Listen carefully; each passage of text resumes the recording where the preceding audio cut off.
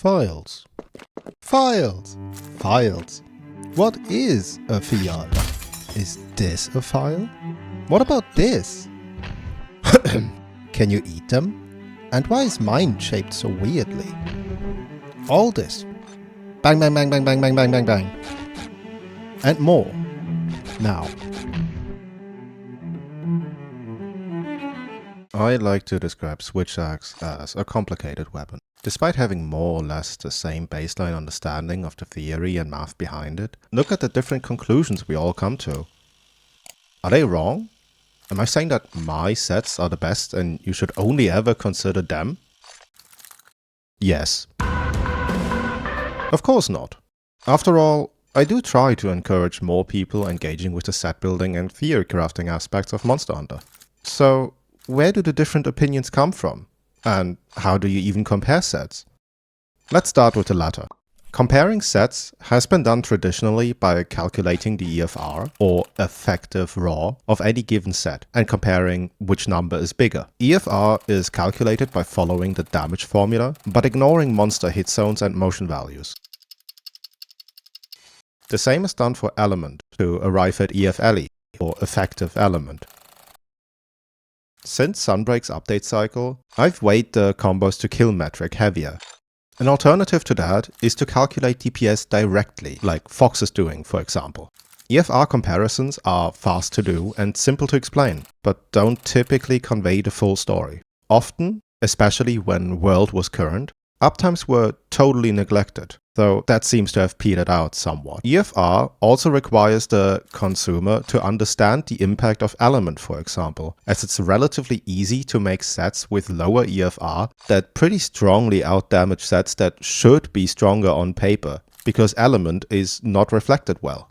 The combos to kill metric looks at how many combos are needed to slay a target. It takes much more effort in calculation. Typically, there's multiple relevant targets with different amounts of HP and different enough hit zones to warrant multiple sets, especially in element-leaning metas. That trade-off is made because the result is so much easier to understand for the end user.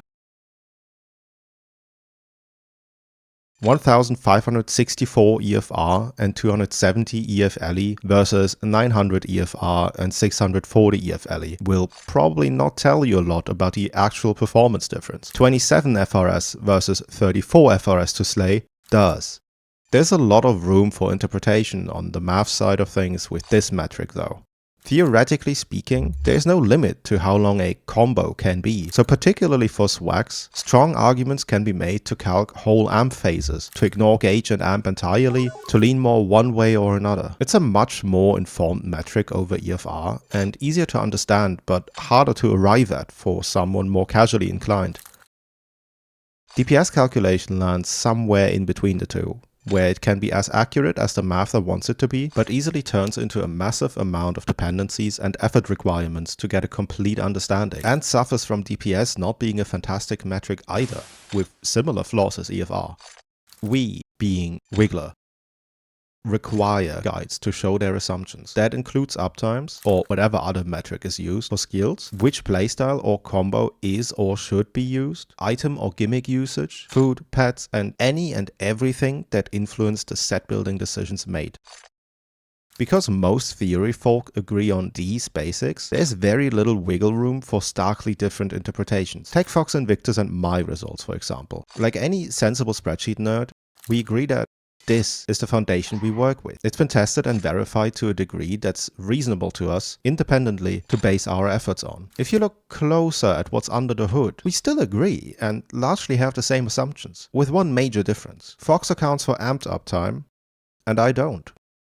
This leads to him generally preferring element files, as they amp faster and thus can pull ahead earlier, whereas I prefer power files, because they typically produce higher numbers. I completely ignore amp uptime, because the way I think about swags is in phases and priorities. If you aren't currently amped, usually your number one priority is getting amped. Since getting amped is rarely a combo that produces good damage, I just don't care about the damage of those phases. This then also carries other implications, because amping up takes time and counter Counter-Strike is a very strong skill for us in Wilds. In my understanding, the real damage phase starts somewhere between 60 and 90 seconds into a hunt, including travel and whatnot. That assumption is based on experience and playtesting, both from a casual and a dedicated playtesting mindset. That very assumption lends itself to prioritizing latent power over other level 3 slot sources of affinity, like weakness exploit within the Wilds context. Under my assumptions, the sets I theorize, math, and publish are correct, but different points of view can produce their own still correct answers and sets. Another option that, to my knowledge, no one is choosing to do is looking at combo timings, filling out how many moves can fit in the average amp duration and going based off of that, accounting for downtime as a percent value and using that as a baseline assumption. That'd be an interesting thing to look into, but the amount of calculation and testing required, especially when trying to serve different purposes and assume player skill levels, is very high and the assumptions can be very wrong. Depending on a specific game, this could be a great and accurate endeavor, or a complete disaster, depending on how different each matchup is tackled, assumed, and tested.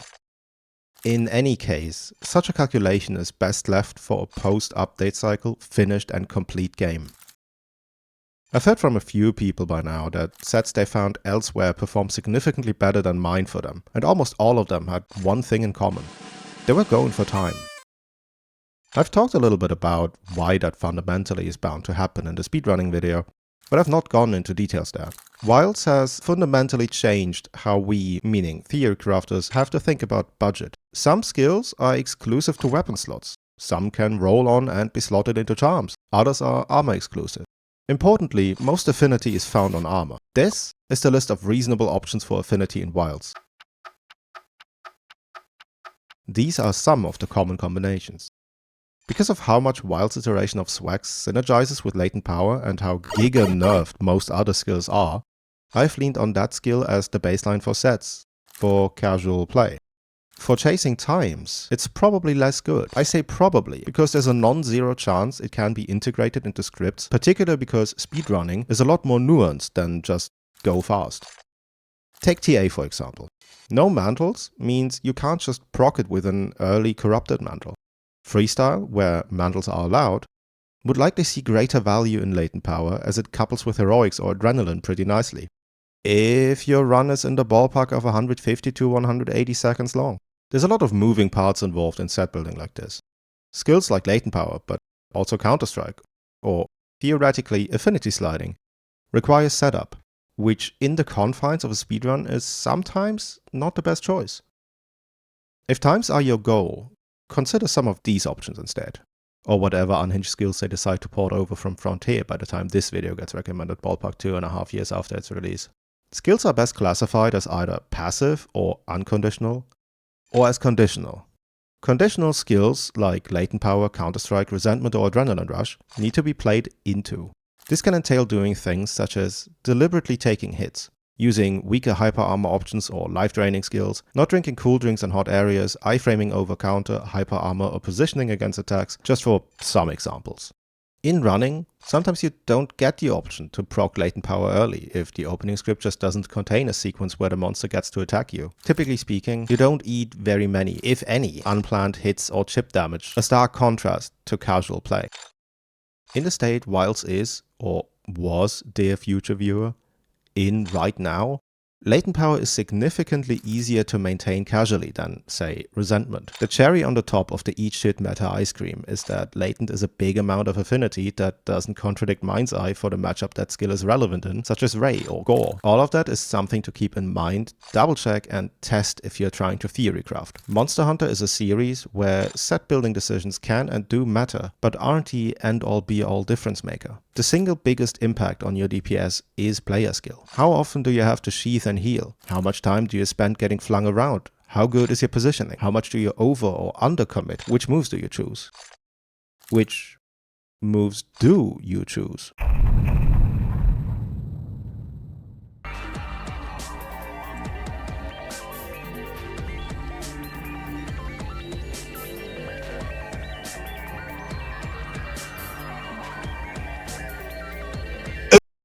Every attack in modern MH has an associated motion value and an L mod. Not all moves are equal. Some take longer, some consume a limited resource, some are locked behind other moves or conditions. Because of all of those differences, just looking at the MV isn't enough to make a conclusive judgment which playstyle would be best. What we theory crafters do instead is look at motion value per second and averaging across the combo. Some games and weapons don't adopt that for various reasons. Just back in Generations and GU, we wanted to double slash more than anything. In Rise and Sunbreak, morph loops were dominating so hard that comparison wasn't necessary, and there's many more examples from other weapons. Ever since Rise, purely looking at MV per second isn't enough, however. Rapid Morph has a non-MV impact, although it does alter the combo speed, so that needs to be accounted for. Rise was also the first mainline title where Element became overwhelmingly relevant for swags. Now in Wilds, Capcom has fiddled with file behavior, so on top of their respective stat buff, they also have different elements on some moves. Within base Wilds, that now means that powers and element files have different preferred moves to default to. What I do and suggest is looking at loopable combos and calculating their motion value and element per second. But we can take this a step further still. Because since World, we have a second meter to juggle that unlocks some moves and file ticks, and is locked behind a timer.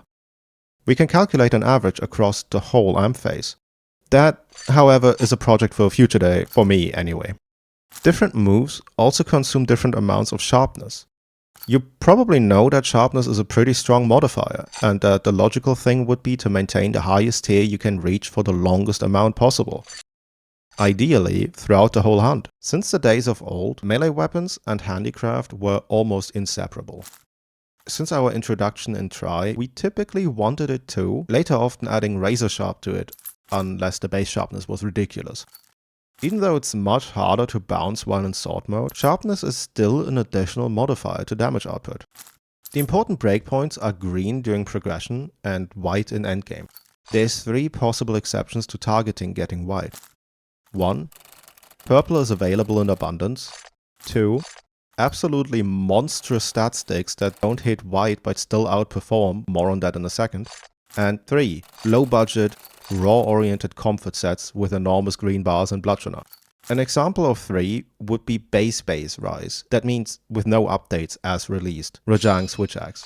It wasn't winning anything, but it was good enough to be a genuine consideration for casual gaming. On 2. Here's the modifiers for sharpness. Remember where they apply. Sharpness is a post modifier, meaning it scales the whole set, not just the weapon stats.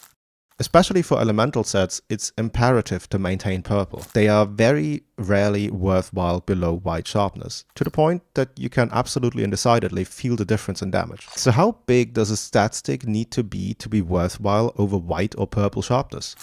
This is one instance where EFR is very useful. Let's look at a snippet of WoW's update cycle. The standard stats that made the, let's call it, relevancy cut were 220 raw and white sharpness, before GOG anyway. Since the majority of our damage is locked behind sword mode, we'll account for and assume a power file. Under those assumptions, we're looking at a naked 339.8 EFR. In turn, that means if a weapon with lower sharpness wants to compete, it needs to have 242 base raw on blue or 277 base raw on green sharpness. These can shift in either direction depending on how many percent modifiers and flat bony are present in any given set. While we're here, let's also look at how much EFR is lost when we drop a level of sharpness. 220 base raw with white sharp is 339.8 EFR. Drop to blue and we hit 308.9, effectively losing 30 raw. Drop to green and we're looking at 270.3. Let's go a step further. Before GOG, the main damage loop of swags was full release slash, spiral rising slash, and morph double rising slash. The total loop had 522 MV. If we assume a hit zone of 80, we can actually do damage calculation. Naked on white sharpness, we can expect to deal 1390.8 damage. On blue, that drops to 1264.4, and on green, we're looking at 1106.3. These numbers aren't even remotely in the same ballpark anymore. And that's naked. The discrepancy is even bigger when accounting for actual sets. We learn sharpness is very important. especially because Swags doesn't get the luxury of having any internal sharpness consumption reduction. One hit consumes 1 unit of sharpness. Exceptions apply. Handicraft was big in ye days of old, until we could also fit razor sharp. World then brought another option to the table, Master's Touch. During Iceborne's update cycle, it on Teostra's set was so dominant that the choice of armor pieces boiled down to use the 3 least bad ones. Then Sunbreak gave a skill to Amatsu that I personally sim for quite a lot, Heaven Sent. And the reasonable question becomes, which one is best? It's Heaven Sent. Post-World Master's Touch and Razor Sharp reach equivalence at an average affinity of roughly 63%. That is under the assumption that maxed out MT has an 80% and Razor Sharp has a 50% chance to not consume sharpness. It also depends on how much sharpness the weapon of choice exactly has. Razor Sharp on 10 units is a silly choice. There's math you could do to figure out the optimal sharpness choice, how many units you would theoretically need for which playstyle exactly, but it doesn't serve much purpose besides the mental exercise unless we get a complete and proper build your own weapon system.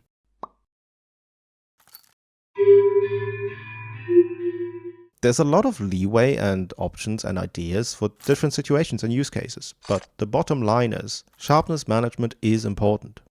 With all that in mind, let's look at how that played out in modern MH. Here's the set that came out of Worldborne's Fatty patch.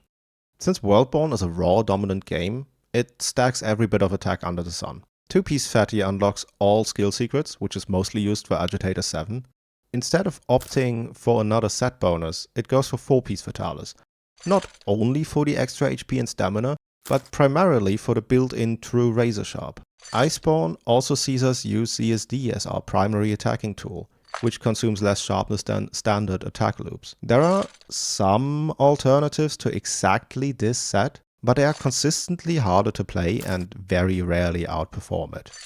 Sunbreak's power creep puts us firmly into an element meta, for the first time ever. Something in the ballpark of this ended up being the preferred elemental set. Most upgrades you'd want to make to the set add more affinity by adding either Max Might or more Critical Eye and or Kushala Blessing 2 to slow the drain. As is, the standard Berserk set hits 100% affinity, so why add more? Well, this set uses Berserk and needs Strive to actually hit the 100% mark. It also wants to proc Blood Awakening and tends to do that with Bloodblight, at least early on in a hunt. Bloodblight means you've taken damage, and that in turn speeds up how fast Berserk takes, making the 60% red health condition on Strive harder to maintain. Bloodlust is also required to get to 100 affinity, so there are a lot of moving parts here. Adding more affinity, even though you theoretically hit 100 already, means more stable sharpness management from Master's Touch. Fire in Sunbreak is generally the hardest element to build this set with, as it has the least favorable slot distribution. Magdron only comes with a singular level 3 slot, and we're hurting for once in this instance. It still fits all the element skills at least the level we care about, and that's what I'd like to look at really quickly. Element ended up being the choice in Sunbreak, and I'd like to highlight what was required for that to happen.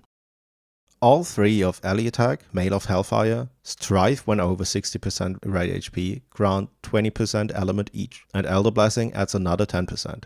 Because they're all percent modifiers, they behave multiplicatively. So in total, you gain 90% element. Element Attack grants 4 element. Blood Awakening Stage 2 gives us 30 element.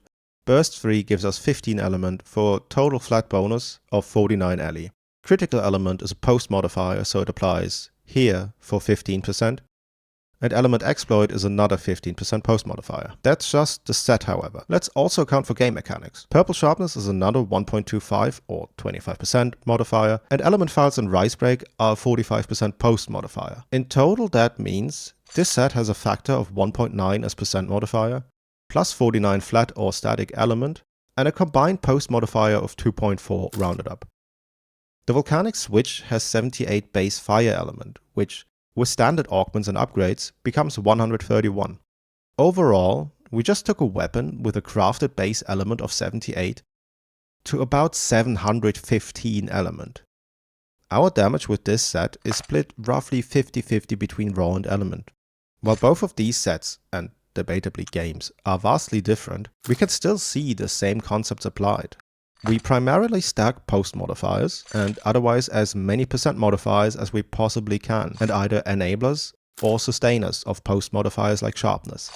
A similar principle can be found if you look at either other weapons or off-meta sets, particularly Frostcraft variants. Of course, a lot of those principles are opinion-based. Opinions are subject to change. Uptimes can change through enablers like 2-piece ray, bug fixes or bugs like the maximize situation in base wilds, or just being later in a game's lifecycle, assuming higher average player skill. Swags is a difficult weapon to figure out on paper. It has tons of moving parts.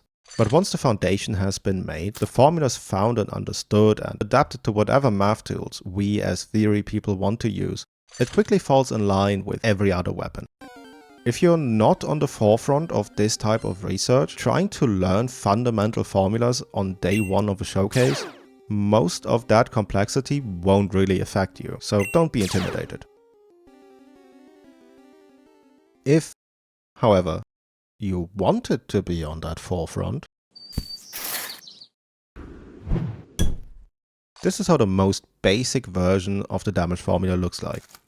Usually, we don't have access to element weapons in the early stages of a new release, like open betas or demos. What we do have access to, however, are damage numbers. Baseline or groundwork includes figuring out the individual multipliers and summons, where and how they apply, but importantly, not what they are. At that stage, we don't care how much attack boost or might seed adds, but where they add and multiply. One of the easiest things to test is Sharpness.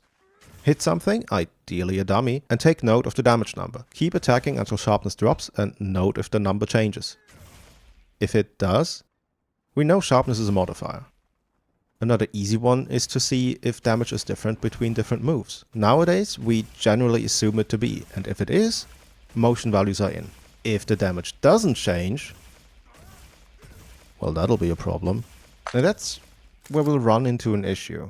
You see, technically speaking, I've been mislabeling something. At exactly this point, the damage formula is no longer a formula, but an equation. At exactly this point, we know that something like this is happening and that this is the result. At this point, however, we have more than one unknown. We don't know the MV and we don't know the hit zone value. Technically speaking, we can try to sort of triangulate what both of them are, going off of our experience and knowledge of these values in the past, but it'll be jank. With that method, during the first open beta test, I assumed the barrel to have a hit zone value of 100, which was wrong. Usually, data miners are fast enough and there's few enough hit zones in the beta that the hit zone values are known relatively fast. If that, however, is not an option for one reason or another, you'll need a lot of testing, since there's technically more unknowns and technically multiple unreversibles. More on that in a minute. Once we determined either of these two, in our case, we know the hit zone is 80. We can solve for the other big unknown, MV in our case. Then we check for Sharpness, although that's typically the same values as in the past, at least in modern times. From there, it's time to get a little creative. Do we have a sweet spot modifier? What does Power Axe do for damage? Depending on the availability of items, how do they stack and interact with possible built-in weapon buffs? From there, we can kind of solve the equations for Axe mode's motion values. Sword mode is a different kind of beast because of the files. In a full game, we can potentially run multiple tests with different file types, particularly poison or para and exhaust, as they don't directly impact damage on their own. Usually, that's enough to get results, but while set a harrowing precedent on the element side of things, where element changes based on file type. Assuming sword mode MV don't behave like that, you can take power files out of the equation by using a different file type with otherwise the same stat line and sharpness, and then try to solve for the file's modifier. If we have access to might seeds or other flat attack buffs, we can test where file type applies too. Usually, there will be data mines which we can then use to double check the values we calculated. If there's no data mines at this point, we can still just run more tests and verify that way. Once a game is out proper, we need to verify it with different values anyway, so it's best to get used to it early and create an environment where that's not an unreasonable workload. That's fancy speech for just make a spreadsheet for it. That covers raw. Element needs to be treated the same way, but has some extra requirements attached. Since Wild's fuckery with the formula knows no bounds, we need to test the behavior of elemental skills. Additionally, we need a non-power, non-element, non-dragon file weapon with the same raw as the element file we're trying to test with. Remember that at this point, we don't yet have an established formula, so we need to isolate how much elemental damage is dealt. Most of our axe attacks have had Elamod 1 traditionally, so when in a pinch, we can calculate the elemental hit zone and continue testing from there. Dangerous assumption, but if we know nothing else, it's one we have to make. From there, it's pretty much proceed as normal. If you've watched me do testing and verification before, you probably have already seen this sheet. I'm a big fan of transparency and making resources as available as possible. Despite that, this sheet is one of very few pieces in my arsenal that I won't hand out. The reason is the very last step when it comes to baseline work. Collaboration.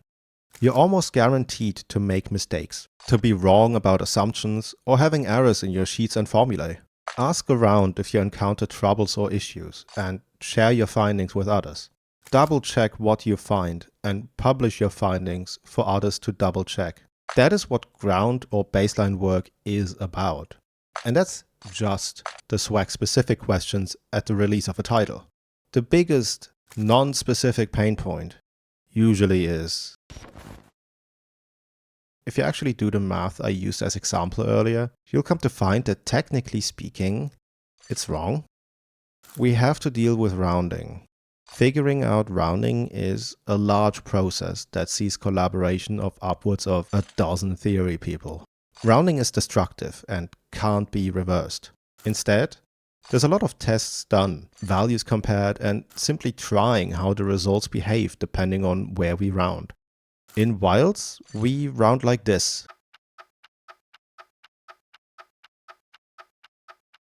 In Ricebreak, we round like this instead.